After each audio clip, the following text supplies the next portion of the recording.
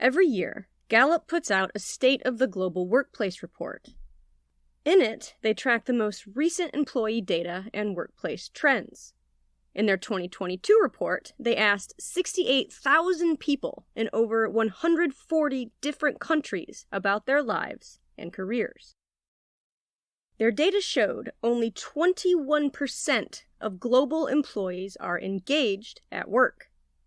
Just 33% said they were thriving in their overall well-being. Stress among the world's employees reached an all-time high of 44%. The data shifts somewhat between countries. For example, workers in the US and Canada tend to be more engaged than average, but they're also some of the most worried and stressed employees in the world. In short, there are a lot of us who don't like our day jobs. Many people just aren't finding meaning in them and would rather be doing something else. This was originally going to be an episode about jobs. Weird ones. A full list of the strangest careers I could find from history. But I ended up finding one so interesting that it became its own fully, beautifully weird episode. Today, we're traveling back to Georgian Britain to uncover the history of ornamental garden hermits. These were real-life human beings paid to dress strangely and live as eccentric recluses in the gardens of wealthy landowners. We don't know the exact stats on worker engagement and well-being for this unique career, but given what we do know, they had to be pretty low. Join me as we explore what just may be history's weirdest job. I'm your host, Kristen Robine-Terpstra, and this is the History Cache. Let's have a look inside.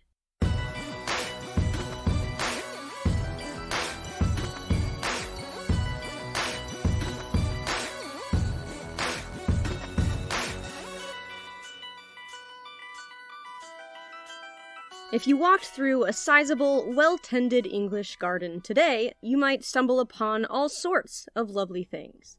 Neatly trimmed hedges, a yew or two, walkways through well-kept geometric layouts, perhaps some sculptures, colorful perennials and annuals, some ground clovers, and some nice flowering herbs.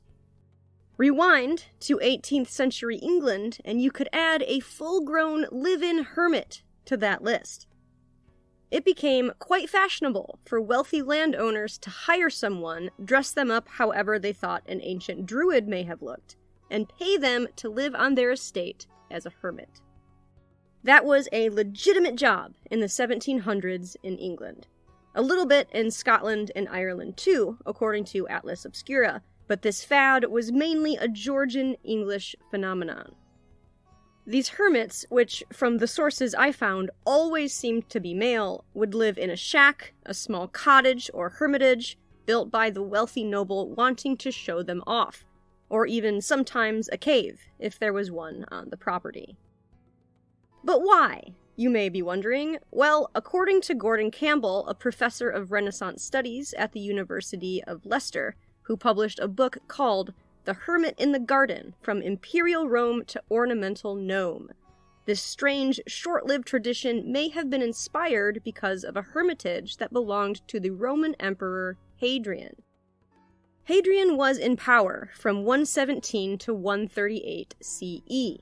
He was the third of the so-called Five Good Emperors, during whose reign Rome expanded its borders and generally enjoyed a period of prosperity, though there were still plenty of revolts, wars, and people not too keen on Rome pushing its way into their territories.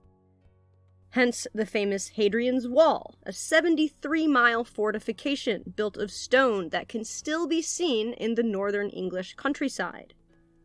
Rome began its conquest of Celtic Britain with Julius Caesar in 55 BCE. And the Caledonians, who lived in what is now Scotland, continuously fought to keep the Romans out of their territory. Despite somewhere around 30,000 of them being killed in 81 CE by Julius Agricola, they remained steadfast opponents of Rome. Hadrian built his wall to, quote, separate the Romans from the barbarians, and you can still visit it today. According to English Heritage, which cares for over 400 historic sites, the wall included a complex system of communications and defenses, an earthwork ditch, 2 major roads, numerous forts, mile castles, and turrets. Hadrian's Wall was the inspiration for George R.R. Martin's wall in Game of Thrones. Hadrian had a villa in Tivoli, just outside of Rome. You can still visit this 2,000-year-old villa for about €11. In the 16th century, ruins of a hermitage were unearthed here. It was a structure inside of a small lake, just big enough for one person to retreat inside. After that was found, Pope Pius IV built one for himself.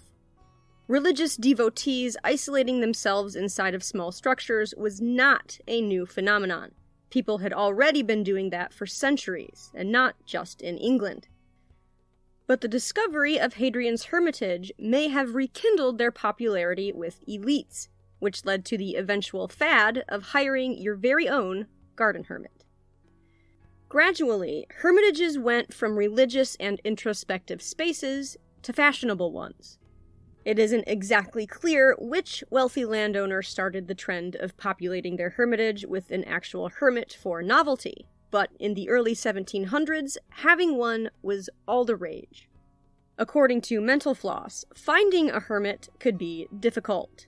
Sometimes landowners who were seeking a recluse would take out advertisements, like this one from the Courier in 1810 that's searching for a, quote, "A young man who wishes to retire from the world and live as a hermit in some convenient spot in England, and is willing to engage with any nobleman or gentleman who may be desirous of having one," unquote. At first, this sounds kind of nice. Getting to live a quiet, introverted life tucked away in a bucolic English garden, the worries of the world left to those outside your gentle hermitage. But in reality, this was not as peaceful as it sounds. There were some pretty strict requirements for hermits, and they could be gross. Ornamental garden hermits were meant to look rustic and mythical, and Georgian landowners thought that meant they had to be unkempt and dirty. Really dirty. Hermits had to let their beards grow as long as possible. They weren't allowed to cut their finger or toenails, and they were forbidden from bathing for years. If you were a garden hermit, you'd have to be okay with just really letting yourself go. Hermits were also restricted to their hermitage and garden. They couldn't leave or talk to anyone.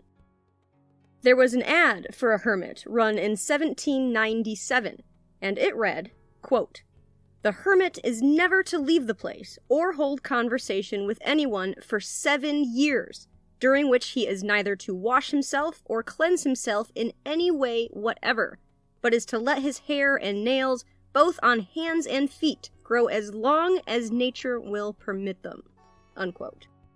That was a real ad. Some estate owners didn't even want their hermit wearing shoes. They usually had to dress in robes, specifically in clothes designed to make them look like ancient Druids, and that would sometimes be accompanied by a dunce cap-looking hat. Think Gandalf the Grey, only dirty and without any magic. It does appear that some hermits were allowed to speak occasionally to party guests, and even interact to a degree. They could pour the wine, or possibly read some poetry they'd written in order to entertain guests. I'd love to get my hands on some 18th century ornamental garden hermit poetry. Can you imagine what they were writing about? Probably a lot of feelings in there. So we do have evidence that at least some hermits were allowed to have human interaction on occasion, but only if it made the estate owner seem interesting to their guests. According to Atlas Obscura, introspection and somberness were prized among the elite, and that's why they expected their hermits to embody those qualities all very visibly to their peers. Given all a hermit had to put up with, it's no surprise that finding someone to be your hermit could be quite difficult. According to Mental Floss, some estate owners would put advertisements in the press that offered food and lodging, as well as a stipend to attract applicants. A hermit was a must-have accessory, and some elites were willing to pay well for one. Charles Hamilton, youngest son of the Earl of Abercorn, offered £700 for 7 years of service to his hermit. That was at a time when the average male laborer made about £12 per year. Women could expect around half that. £700 for 7 years seems like a good deal. But if the hermit didn't comply with Hamilton's strict requirements for even 1 day during those 7 years, he wouldn't get anything. Hamilton wanted his hermit to be genuine, so in keeping with the stringent expectations of the time, his hermit was not allowed to speak to anyone, cut his hair, or leave the grounds. Despite these demands, he did find a willing applicant. His hermit was found at a local pub about 3 weeks into the job. He was fired, and as far as any historian has ever been able to tell, Hamilton didn't try hiring any more hermits after that. A good hermit was just too hard to come by. Like Hamilton, many elites found themselves hermitless, which was a problem. They would try to entice potential hermits with everything except decent working conditions. Sometimes, when hermits were in short supply, estate owners would build hermitages, stock them with trinkets and esoteric items like skulls, globes, and hourglasses, trying hard to make it look as if a hermit lived there, but was just wandering around the estate somewhere else at the time. Let's look now at some of the more creative tactics landowners would use in order to get around hiring an actual hermit. And while we're at it, let's meet one. Right after this.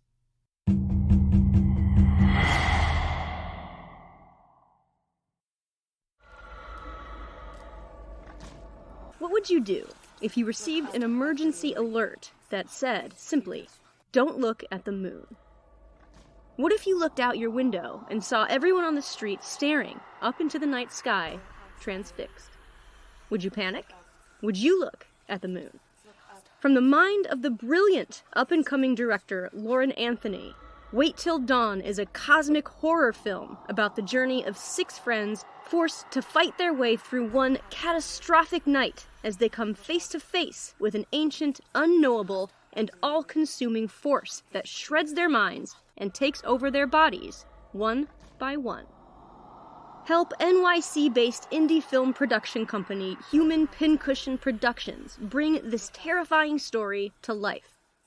If you're a horror fan who just wants to learn more about the film or donate to help indie filmmakers fight the studio system, check out their crowdfunding page on Indiegogo at igg.me/@/waittilldawn or click on the link in the show notes. But remember, whatever you do, don't look at the moon.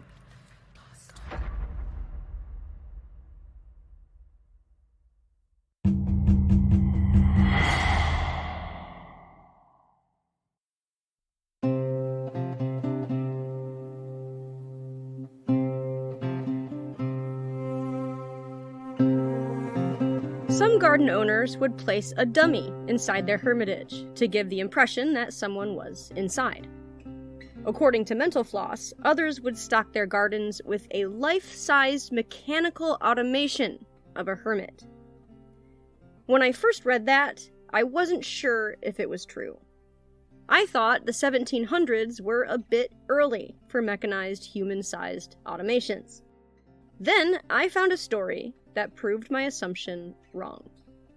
Not only were people putting together mechanized objects by this time, but they'd already been doing it for centuries. And we still have some of these mechanized automations that are hundreds of years old. The older ones are doll-sized, smaller than the full human-sized automations that would appear later. But in the 1500s, inventors were already well acquainted with such devices. We even have one that still works. In the 1560s, King Philip of Spain commissioned a clockmaker and inventor by the name of Juanelo Turiano to build him a small automated version of the deceased Franciscan friar Diego de Alcala, who was later canonized as Saint Diego. We still have this automated monk, and it still works. It's in the Smithsonian now. This mechanized monk is 15 inches tall, made of wood and iron, dressed in a brown monk's robe, and is holding a cross. Each of its body parts moves all on its own, via an assortment of levers, wheels, and cams. He's powered by a key-wound spring and walks around in a square, turns, kisses the cross he's holding, and even rolls his eyes. There's a great video of it that I'll put in the show notes so you can watch this 460-year-old mechanical monk walk around. It's super creepy looking, but absolutely fascinating. According to Gizmodo, while many historians attribute the monk to Turriano, the inventor, there is debate on whether he was its actual creator, and even if it was supposed to be Saint Diego. It may just be the likeness of a typical Franciscan monk. But its age is verifiable, and it was built around 200 years before anyone had the idea of hiring a live-in Georgian garden hermit. So it was definitely possible for a rich garden owner to commission an automated hermit. Apparently, there was a rather impressive real human hermit called Father Francis at Hawkstone Park in Shropshire, England. After he died, there was just no replacing him. No other applicant compared. So he was replaced by an automation that was placed inside a dimly lit hermitage. Sir Richard Colt Stourhead wrote of seeing the automation in what has to be one of the earliest bad reviews out there. He wasn't impressed with the mechanical version of Father Francis, writing, quote, "The face is natural enough, the figure stiff and not well managed. The effect would be infinitely better if the door were placed at an angle of the wall and not opposite you. The passenger would then come upon St. Francis by surprise, whereas the ringing of the bell and the door opening into a building quite dark within renders the effect less natural." Unquote. Sir Richard probably would have loved leaving Yelp reviews. If you couldn't find a hermit and you didn't have a mechanical one, but still wanted more than just an empty hermitage to show your guests, you'd have to get creative. According to Mental Floss, English naturalist Gilbert White came up with a temporary solution. He persuaded his brother, Reverend Henry White, to dress up like a hermit to amuse his guests. A woman named Catherine Batty was one of those guests of White's, while his brother was pretending to be his hermit, and she wrote about it in her diary, saying, quote, "In the middle of tea, we had a visit from the old hermit. His appearance made me start. He sat some with us, and then went away. After tea, we went into the woods, returned to the hermitage to see it by lamplight. It looked sweetly indeed. Never shall I forget the happiness of this day." Unquote. The hermit in disguise must have been a smash hit. At least he was for Mrs. Batty. The trend of rich landowners hiring ornamental hermits faded with the onset of the 19th century. Like all fads, it too had to pass. It was difficult to find anyone interested in the job, and given the rather abusive working requirements and conditions, that's no real surprise. However, some of the actual hermitages from this era do remain, and you can still see them speckled throughout the UK and Ireland, if you know what to look for. There's one in East Essex, in Manor Gardens, Eastbourne. It's a small yellow building, no bigger than a walled-in gazebo, with a thatched roof. Of course, not all hermitages housed actual hermits, but these simple walled structures still evoke a sense of contemplative reflection. Though the demand for hermits has worn thin over the centuries, there are still a few places left where you can apply. High above the Austrian town of Saalfelden, not too far from Salzburg, there is a hermitage carved out of a cave, nestled high up into the side of a cliff face. For the last 350 years, this hermitage has been occupied. and the town has always been able to find someone to take the job. The job requirements for the Saalfelden hermit are strict. No hermit is allowed access to a television, computer, or digital devices of any kind. There is also no heat or running water. Unlike the silent hermits of the Georgian era, the Saalfelden hermit is required to speak to pilgrims who make their way to the hermitage each summer if they seek their counsel. The hermit can offer advice or just an ear to listen. The job is unpaid. However, this position is part-time. The hermit resides in the hermitage and has access to the adjoining chapel from April to November.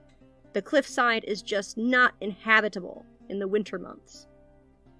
Thomas Fiegelmuller, a hermit who left the post in 2017 to pursue a writing career, said though the cell is Spartan, the nature is beautiful, and he enjoyed the good conversations he had with visitors.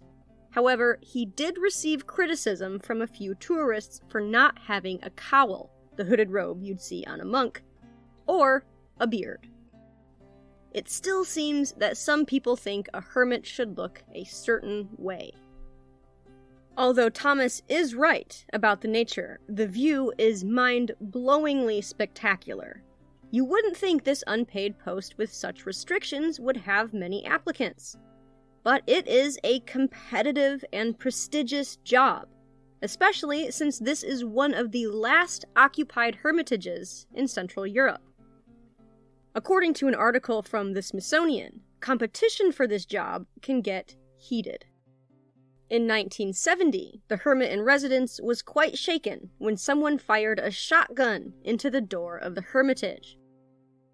Turns out the shooter was a local who was upset he hadn't gotten the job.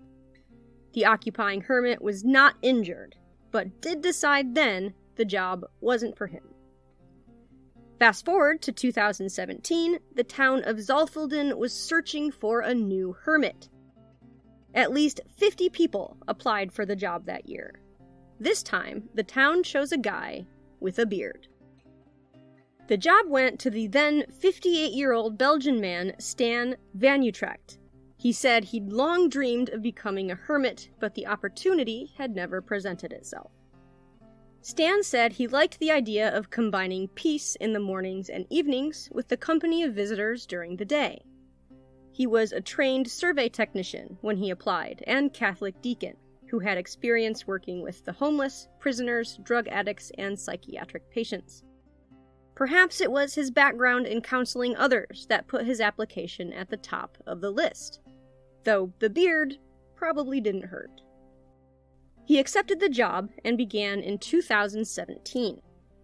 Everything I've been able to find out about him is from 2017, so if anyone out there has an update on the Saalfelden hermit, please shoot me an email. I'd love to know how he's doing.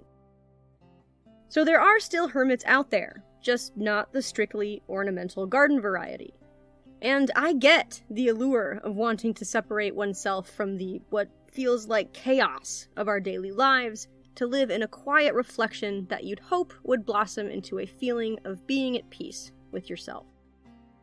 Given that so many applicants out there applied for a difficult job that pays nothing, it seems there is a very human desire to recharge in solitude in beautiful places. When Henry David Thoreau built a cabin near Walden Pond in Massachusetts in the 1840s, where he lived in the forest for 2 years, he wrote that he did it because, quote, "I went to the woods because I wished to live deliberately, to front only the essential facts of life, and see if I could not learn what it had to teach, and not, when I came to die, discover that I had not lived." Unquote. Like all of us, I think Thoreau was searching for meaning, a meaning that, according to Gallup's most recent State of the Global Workplace report, many don't find simply in a day job. And if that's you, and the daily grind is getting to you, it's okay. There's more to you than how you get that paycheck. So find your cabin in the woods, your hermitage, whatever that looks like. A beach day, an afternoon walk in the woods, the corner table of your favorite coffee shop, a cozy chair by a fireplace, or a front porch. There, you can be a hermit, if only for a few precious moments while you drink your coffee. Like Ralph Waldo Emerson said, "Guard well your spare moments. They are like uncut diamonds. Discard them and their value will never be known. Improve them and they will become the brightest gems in a useful life."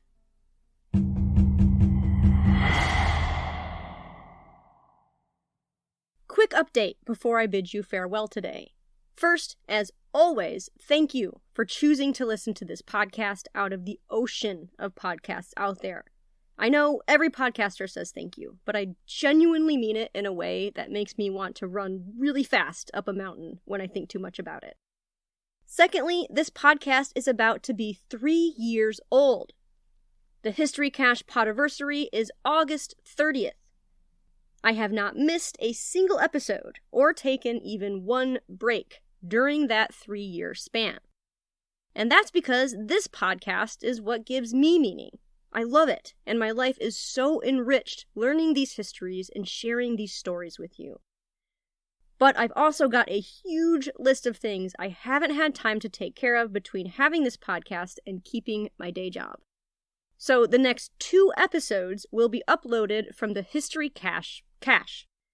Episodes that were released a long time ago in place of something new. That will give me some time to take care of some stuff I haven't gotten to in a long time. Until I do post a new episode, which will be 3 episodes from now on October 12th, I'm freezing the payments on my Patreon account. I don't think my patrons should have to pay anything while I upload 2 older episodes. So if you are a patron, first of all, you're the wind beneath my wings. Second, if you didn't see the announcement on the Patreon page already, nothing will be charged to you until the next new episode, though I will still be posting the normal Patreon exclusive feed. Again, this short break in new material will end October 12th, just in time for something spooky. Until then, if you'd like to get a hold of me, you can email me at historycachepodcast@gmail.com. You can find me on Twitter and Instagram. If you'd like to help support the show, you can check out my Patreon page at patreon.com/historycachepodcast. You can also make a one-time donation. You can access the link for that on the website under the support tab. That website is historycachepodcast.podbean.com. Background music is licensed through Envato Elements, theme song through Audio Jungle. Stay safe, stay smart, stay curious, and remember to enjoy those precious moments. Until we meet again, my dear friends, go make some history.